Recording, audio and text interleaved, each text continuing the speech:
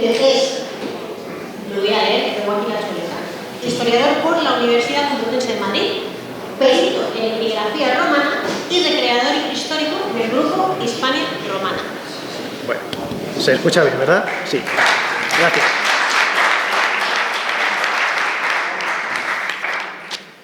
Bueno, pues en primer lugar, gracias a Carabanchel Historia y Patrimonio por invitarme, sobre todo después de estas dos ilustrativas ponencias primeras.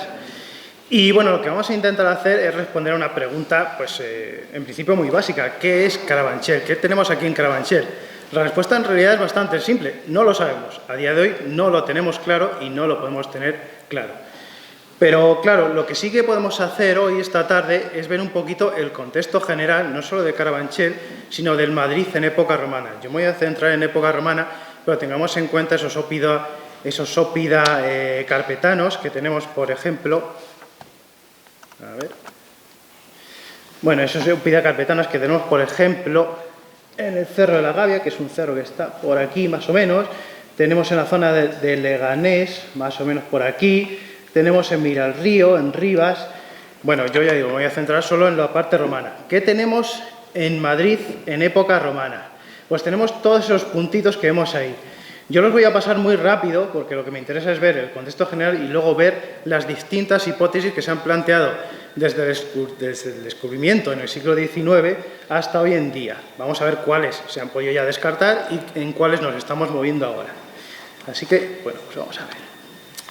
Bueno, empezamos desde el sur y tenemos el yacimiento de la Torrecilla. Bueno, tenemos ahí la reconstrucción de Ochoa y Salido de 2016. Tenemos la parte del ábside, que es esta parte sur, la tenemos ahí dibujada en el plano de la excavación. Y luego, si visitáis Google Maps, la verdad es que se ve bastante bien cómo las tres fotografías coinciden.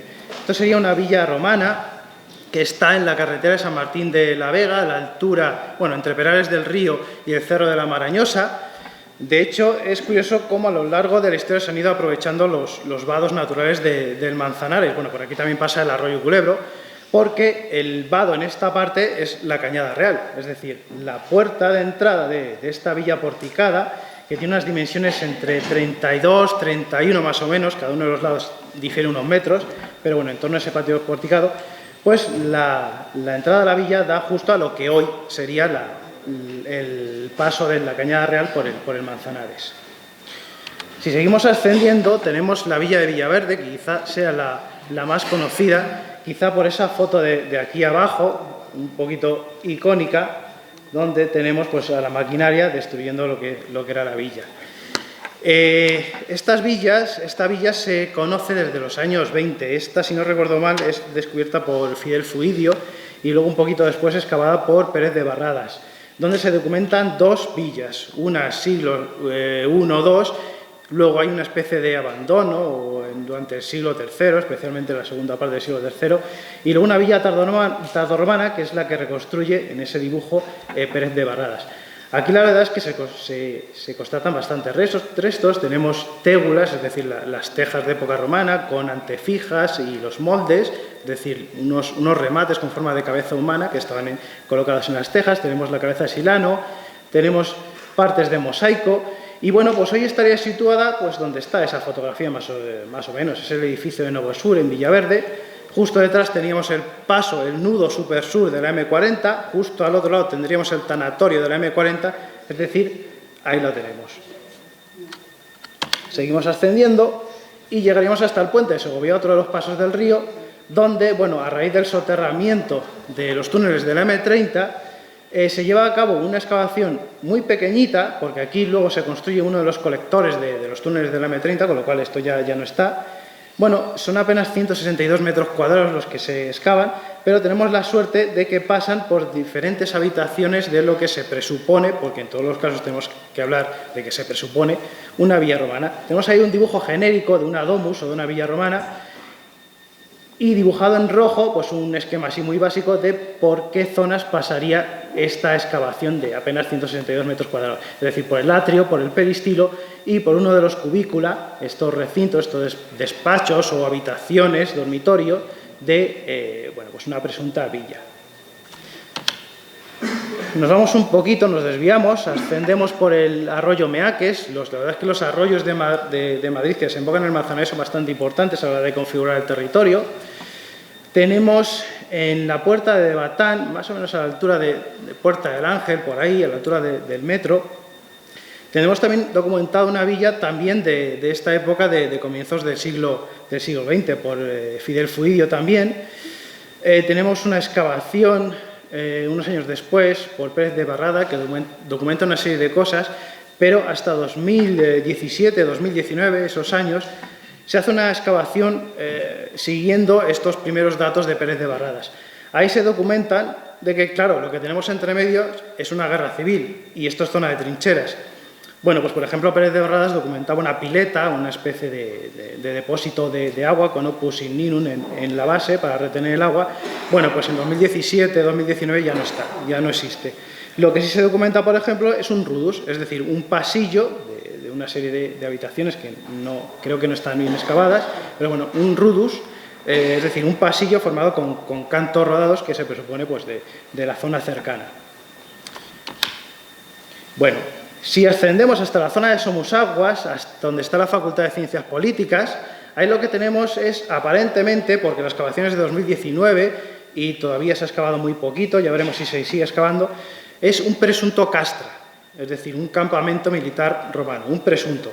¿Por qué? Porque lo único que se ha documentado, un poquito más, pero bueno, lo más llamativo es esa fosa fastigata en forma de V, con esas medidas, que bueno, la podéis ver aquí reconstruida en, bueno, pues mis compañeros de la Asociación Hispana Romana la reconstruimos en Villajoyosa, en Alicante, en 2018, creo. Bueno, pues ahí podéis ver las diferentes partes de una empalizada romana. Es decir, la fosa, la parte de abajo, es la que se ha documentado con esas medidas. Luego tendríamos el ager, que es el terraplén, y luego el balum, que son pues, los sistemas defensivos, y donde estaría el pasillo de guardia.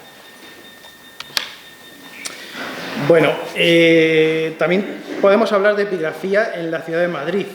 ¿Qué pasa? Que el corpus epigráfico en Madrid es muy escaso. Tenemos apenas 12, 13, creo que hay por ahí una dubitativa, 13, 12 inscripciones epigráficas documentadas pues, a comienzos del siglo XX. Con lo cual, la mayoría de esas piezas no están. De hecho, la única que conservamos y está en los fondos del Arqueológico de Madrid es esa de ahí, que bueno, es una inscripción funeraria que se encuentra en el Puente de los Franceses, a la altura del Puente de los Franceses, de una persona, una tal Emilia Evitiquia, que bueno, ya veis que está fragmentada, los signos interrogantes son fragmentos, indica que la inscripción está fragmentada. En Villaverde, donde estábamos antes, tenemos otra, que solo tenemos la documentación que en su momento se hizo, pero no tenemos ni el calco, ni fotografía, ni dibujo ni de la inscripción. Tenemos otra inscripción funeraria dedicada a Marco Pronio. Bueno, bastante básicas las inscripciones, pero tenemos muy poquitas y todas las tenemos a lo largo del Manzanares, más o menos, sobre todo en esta zona entre el Puente de los Franceses y la Almudena. Bueno, seguimos más adelante, nos vamos ya a centrar en Carabanchel. Bueno, este esquema cronológico es un poco general, de hecho se mencionan ahí las diferentes hipótesis que se han planteado para Carabanchel, pero los límites son difusos, es decir, no debéis tomarlos tal cual están aquí. Es decir, de la villa, de la hipótesis de la villa se viene hablando desde 1800, desde el descubrimiento en 1819, y se habla todavía hoy en día. De Manto a Carpatenoro, aunque es una hipótesis descartada, incluso hoy podréis escucharlo. Bueno, es un poco un mapa genérico. Luego tenéis las principales investigaciones. La verdad es que, como decían antes, las actuaciones arqueológicas son todas del siglo XXI. Antes lo que tenemos es una serie de, bueno, pues algunas veces unas catas muy básicas, como la que aparece en el mapa de José María Floriz, que la verdad es que es un mapa que aparece una dispersión de restos bastante amplia, que es lo que venimos constatando ahora. También en rojo veis un poco pues, los peligros que ha tenido el yacimiento en este tiempo, desde la construcción de la cárcel, desde la construcción de la colonia Eugenia Montijo, que es la que derriba la presunta zona de ese edificio residencial importante donde se encuentra el mosaico hasta hoy en día. Bueno, ahí están algunos nombres destacados. Veis también unos huecos en el tiempo que, bueno, corresponden también a la guerra civil, a las primeras fases de la dictadura. Pero bueno, tenemos que tener en cuenta de que de todos los yacimientos de los que he hablado, muy brevemente, este es el más antiguo de todos, el que se tiene más constancia desde, ya digo, desde el siglo XIX. Las diferentes hipótesis. Bueno, pues vamos por una de las más antiguas, la de Mantua Carpetanorum. Bueno, realmente Mantua Carpetanorum es una ciudad, un municipio, un municipium, que solo se cita una vez en todas las fuentes que tenemos del periodo romano. Y es en esa parte de la geografía de Ptolomeo, que además es del siglo II. Es decir, simplemente se cita una ciudad de cierta relevancia, con estatus municipal, y es la única referencia, no hay ninguna referencia más. Claro, antes cuando hablamos del corpus epigráfico, muchas veces cuando la zona no hay grandes personajes, no hay grandes ciudades, como podría ser Complutum, como podría ser Segóbriga o de este estilo, tenemos que recurrir a fuentes de otro tipo. Y ahí la epigrafía pues, cumple una función bastante importante porque nos habla del estatus de las ciudades, o de los poblamientos, o incluso de qué tipo de gente vive ahí. Claro, en Madrid esto es muy complicado porque solo tenemos esas 12, 13 inscripciones y son bastante fragmentarias, además no se conservan. Bueno, entonces, Mantua Carpetanorum en este siglo XIX se asocia con la ciudad de Madrid. De hecho, tenemos una mención bastante anterior, en 1656, que es el mapa de Madrid de Pedro de Teixeira, bastante conocido, donde lo titula Mantua Carpetanorum Sibematrion Urbs Regia, es decir, Mantua de los Carpetanos, o por mejor decir, el Madrid de los Reyes. Ya estamos aquí en el siglo XVII hablando de Mantua como si fuera la ciudad de Madrid. Pero sobre todo es en el siglo XIX cuando se plantea, ya de hecho también se habla de villa, pero se plantea esta idea de Madrid como Mantua Carpetanorum. Esta fecha no es casual, el siglo XIX es la época de los estados modernos, de la creación de los estados modernos, de las ciudades modernas, de los estados modernos, la época de los nacionalismos. Tenemos en Europa personalidades como Mommsen, como Ranke, como Hume, que bueno, son historiadores de renombre, quizá alguien incluso los haya leído, que bueno, pues tratan de asociar ese espejo en el que se miran las nuevas sociedades en los modelos de Grecia y de Roma, en las asambleas atenienses, por ejemplo, en los modelos que aporta el Senado de Roma. Bueno, pues tratan de buscar esa nueva forma de ciudadano. Pasamos del antiguo régimen a los nuevos modelos. Con lo cual, esta búsqueda de un pasado mítico romano en Madrid, pues es propia de esta época. Claro, esto no es Tarragona, no es Sevilla, que está itálica al lado, no salen restos romanos pegándoles una patada en el suelo. Entonces, pues, esta hipótesis está descartada. ¿Dónde estaría Mantua, entonces? Bueno, pues la verdad es que si cogemos a Ptolomeo de forma literal, esto ya se sabe se investiga desde siempre, la verdad es que la localización de Mantua estaría incluso en Guadalajara, en la ciudad de Guadalajara. Pero claro, Ptolomeo tenía un problema con las localizaciones y a veces no son correctas, con lo cual desde el principio se busca más cerca. Y se localiza en lo que sería Villamanta, entre Villamanta y Quijornas, donde sí tenemos un corpus epigráfico bastante potente, de hecho el segundo más grande de toda la Comunidad de Madrid. Miacum es una mansio. Una mansio es un albergue, una posada de viaje. Ahí tenéis como mansio, habla de albergue, de posada, de una etapa. Luego también tenemos el término mutatio. ¿Por qué? Bueno, también se asocia Carabanchel con esta mutatio de Miacum, que se cita en el Itinerario de Antonino, que es una guía de viajes de época romana, donde va diciendo todas las paradas. Bueno, esto también está descartado porque se encontraron los restos del beneficio en Collado Mediano y más recientemente, hace una década o dos, en la zona de Monesterio, en el Escorial, ambas estructuras coinciden con lo que sería una mansio o una mutatio, que la tenéis ahí dibujada, pero bueno, las coordenadas parece que coinciden mejor con la de Monesterio. Seguimos y hablamos de una villa, que es la hipótesis más extendida y la que no podemos descartar. Tenéis ahí un ejemplo de cómo sería una villa en esta recreación de J.R. Casals y otra de Almeida, del interior. Bueno, pues tenemos las diferentes partes de la villa. En una villa lo que hablamos es del fundus, es decir, la propiedad, la heredad, y del ager, que es el campo. Y dentro de esta villa tenemos diferenciamos diferentes partes. La pars urbana, que es la residencia del domus, la rústica, que son los edificios del personal de servicio, y la frumentaria, que son los campos de labor o los edificios de producción. Aquí tenéis una vista aérea de Carabanchel 1975. Es interesante porque tenemos aquí la finca de los Montijo, la tenemos ahí señalada. A ver si acierto. Aquí tenemos el palacete que hemos visto antes en otra imagen. Aquí tenemos el acceso. Esto sería la calle Eugenio de Montijo y General Ricardos. De hecho, estamos aquí ahora mismo. Esto de aquí es una caseta que recomienda la Real Academia de la Historia desde su descubrimiento al conde de Miranda, al 15º conde de Miranda, que construya para proteger el yacimiento que se acaba de encontrar. Y aquí la tenemos en 1935, ahí construida. Claro, tenemos aquí lo que sería la villa, o un edificio residencial importante, porque hay un mosaico, hay una estatuilla de Minerva, hay diferentes restos, y aquí tenemos la zona de la ermita. Aquí tendríamos aproximadamente los restos del 2005. Claro, es una estructura, una zona bastante amplia. Con lo cual podríamos ir al siguiente, que nos complica, ya es lo más reciente y nos complica el tema bastante más, porque hablamos de un pagus o un vicus, que ya de por sí son estructuras menores, muy mal conocidas, porque bueno, pues se podían introducir por pueblos o incluso barriadas. Tenemos ahí dos ejemplos, uno en esta inscripción, donde se menciona un pagus dependiente de Casa Augusta de Zaragoza, que estaría a unos 40 kilómetros en lo que hoy es Gallur. Luego en Trier, en Alemania, en el Rin, pues tendríamos, como hablan aquí, de un vicus, es decir, una barriada. Y vamos a ir terminando. Bueno, el mapa es muy genérico, de hecho lo he hecho yo con el Paint, pero bueno, tenemos ahí los 3 municipios de los que hablan las fuentes en esta zona de lo que podríamos denominar la Carpetania. Claro, un municipio es como hoy en día tenemos la Civitas, es decir, la ciudad, y el Ager, que es su territorio.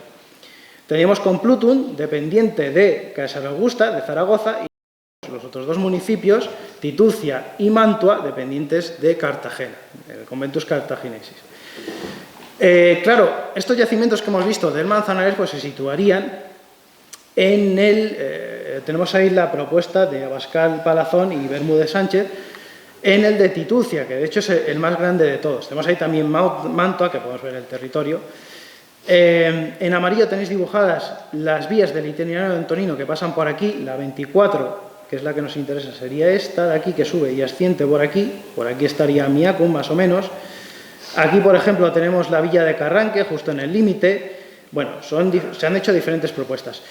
Claro, tenemos ahí dibujado esto en verde, que quizás es una aproximación muy genérica, podría corresponder a el curso del Manzanares, de cómo asciende el Jarama Manzanares.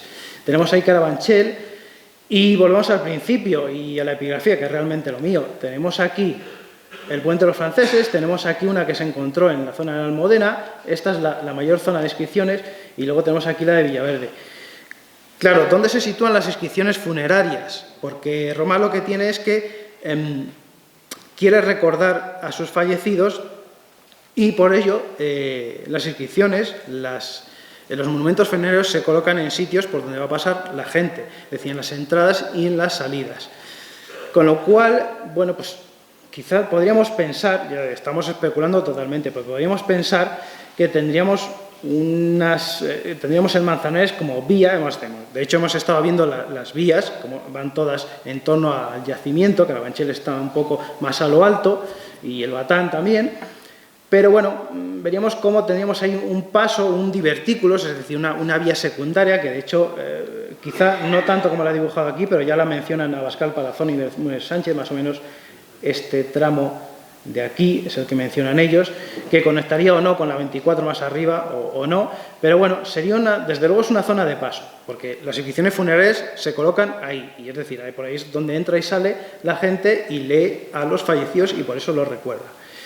Entonces, pues, no podemos saber mucho más, pero estaríamos hablando acaso de Carabanchel como un pagus o un vicus, una barriada, o incluso todas estas villas que hemos estado viendo en torno al Manzanares, pues quizá podrían formar una especie de pagus. Ya digo, son términos muy mal conocidos, se han empezado a estudiar no hace demasiado tiempo y ya bastante olvidados por la historiografía en general.